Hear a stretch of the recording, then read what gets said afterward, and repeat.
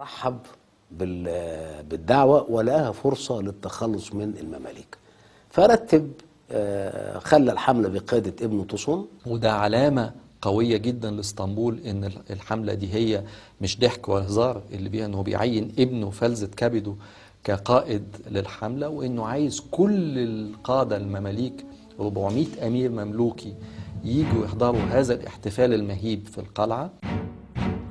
ايه والاختيار ايه بقى؟ في دهاء غير معقول. يوم الجمعة أول مارس سنة 1811، يوم الجمعة. يعني ناس بتستعد بقى لصلاة الجمعة ومش عارف ايه وكلام من ده، وده داعيهم علشان يتبحروا.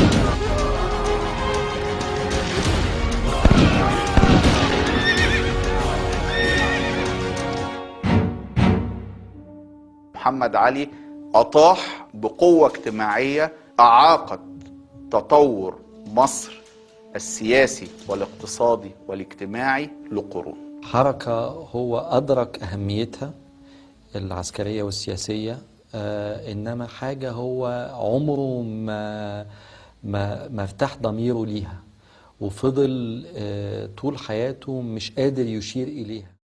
محمد علي خطط للمذبحة مع محمد لازغلي اللي هو له ميدان هنا، هو اللي هو كان نائب بتاعه. أما الأخبار المذبحة وصلت لأمينة زوجته ما صدقتش، استبشعت هذا الفعل وامتنعت عنه لحد ما ماتت.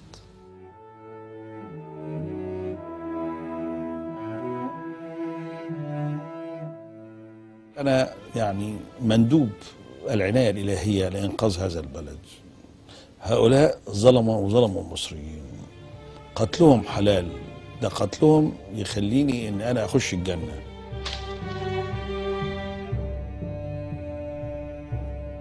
أخلاقيا قتل أي إنسان أيا كان السبب غير مقبول. ما عنديش سبب يبرر لي قتل إنسان آخر.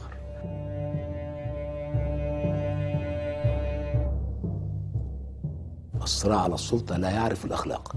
إذا وقعت الحرب فلا تتحدث عن الأخلاق. الحرب نفسها عمل لا أخلاقي. يخطئ من يتصور أن هناك منافسة شريفة. في حاجة اسمها منافسة شريفة؟ المنافسة دي معناها شيل رجلك أما أحط رجلي.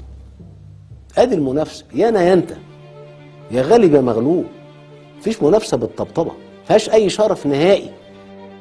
فالصراع على السلطة معناه الانفراد، وفي الطريق إلى هذا أنت تطيح بكل من يصارعك عليها أو ينافسك عليها أو حتى يكون عدو محتمل، فأنت تأده.